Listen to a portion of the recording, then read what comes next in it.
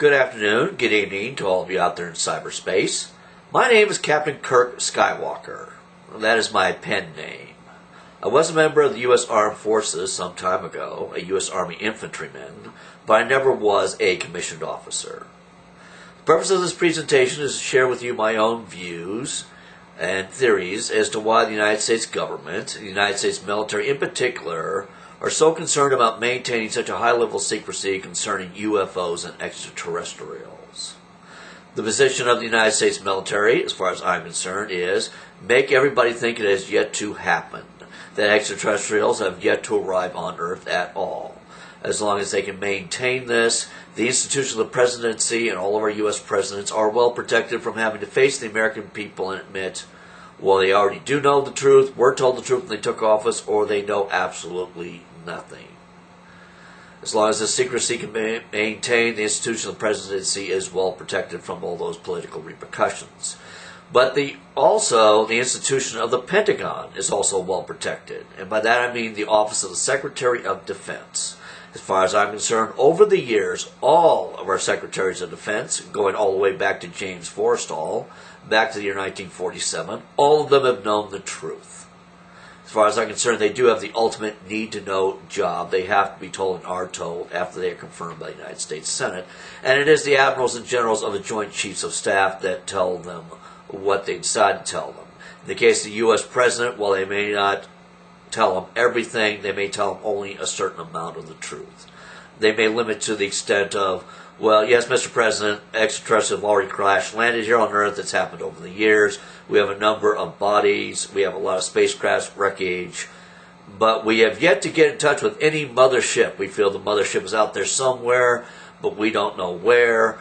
We feel that one day it will arrive in search of their people, and when it does arrive, if we see it, we will try to do what we can to make radio contact with this mothership, and so we can make arrangements to return the bodies of their people and start establishing formal diplomatic relations with them.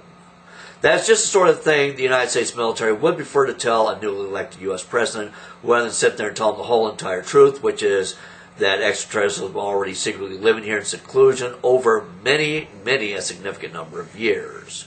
We did learn of their existence back in the year 1947, and Harry Truman was the first U.S. president to be told of their existence. Now, what I'm about to share with you is what I was told when I had contact with certain extraterrestrials a long time ago. Specifically, they're known publicly as the Pleiades or the Pleiadians, but they call themselves the Pleiadians. I was recruited by them back in the year 1973. Indeed, a very long time ago. The recruiting did not work out for me, and I went my own way and they went their ways. I never did see them again. Among the reasons why I'm making this video presentation is the hope that maybe they'll try to get in touch with me again through my internet website. But more importantly, I'm doing my part to try and explain and educate the American people, or ultimately the people of Earth, about why things are the way they are, and also to warn them against the biggest lie yet to be told. The goal of the big lie is, of course, make everybody think that if there's a situation where the extraterrestrials do come forward publicly from seclusion, they want to make everybody think who's ever in office at the time is the very first U.S. president to learn of the recent arrival of extraterrestrials. Same goes for the United States Congress and all of our senators, and of course our military officers as well, particularly the admirals and generals that make up the Joint Chiefs of Staff. Make the world think they only recently learned of their existence when the truth really is Harry Truman was the first U.S. president to learn of the existence of extraterrestrials. Whatever Harry Truman started, it was Dwight Eisenhower who finalized the deals that were made back then. And secrecy, of course, has been maintained over the years to protect the institution of the presidency, all of our presidents who are still with us, the memories of those deceased. A United States president, the sitting U.S. president, can go public with any information told to him by the military. Even when it comes to issues of national security at the highest level, the U.S. president still has the power and the authority to go public with what he is told. That's the way it's supposed to be in our democracy.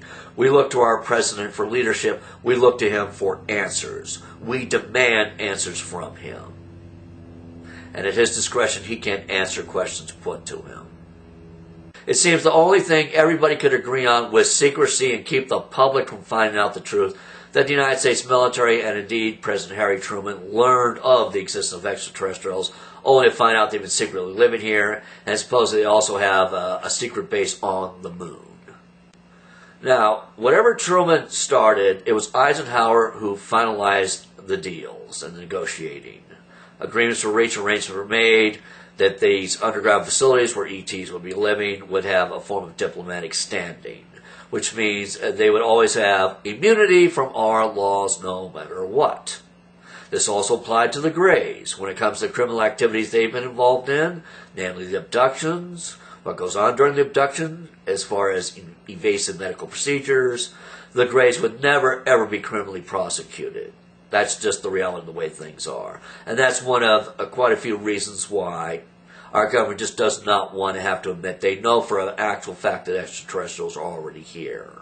The military in particular doesn't want to have to admit that these negotiations were all their own doing, and they agreed to let the Greys go right on doing what they've been doing as long as they did it in seclusion.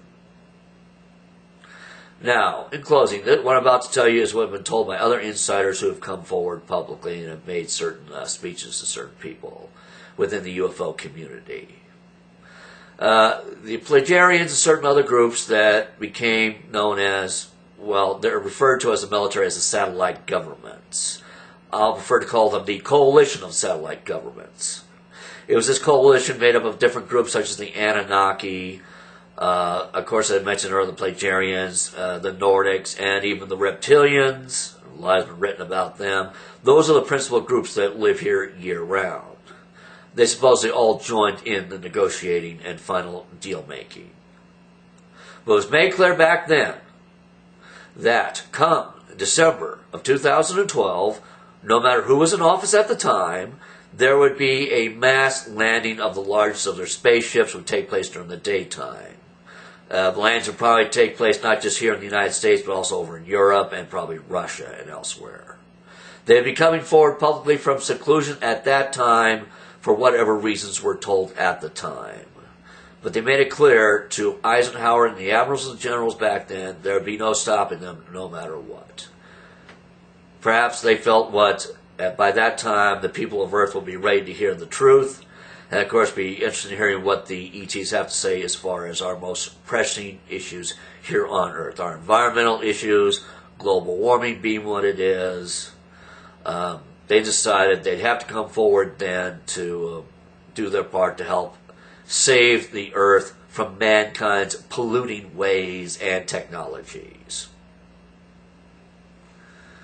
So, the military, of course, is highly concerned about them doing that because they don't want any tattletelling.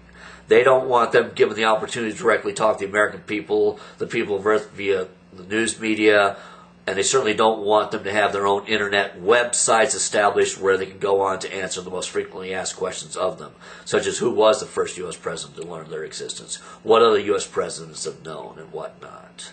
But ultimately, when it comes to this most important of all issues, President Obama has to say something, and say something within his first term. There's one thing we do all know now for sure. He will be the president in office come December of 2012. Hopefully he will decide to tell and explain the whole entire truth to the American people rather than going along with any big organized lie that the military will try to pressure him into. The goal, the biggest lie being make everybody think he's the first U.S. president to learn the existence of extraterrestrials. That they only recently arrived for the very first time here on Earth. And same goes for the Congress, all of our U.S. senators. Make everybody think they're the very first. Instead of having come out, it was Harry Truman after all. They're concerned about the blame and shame becoming part of this nation's history that over all the years the United States military has known all about the various activities that ETs have been involved in, particularly when it comes to the criminal activities involving the Greys. The Greys do have their reasons for carrying out the abductions, and I think they should be given the opportunity one day to tell their side of the story. I think that is very important, and they'd be able to do it through the internet once they get their own websites established. Look forward to hearing from you through my internet website and where you can email me. But for right now, this is Captain Kirk Skywalker saying My motto is, the truth is at hand, it's only a matter of how you go about explaining it.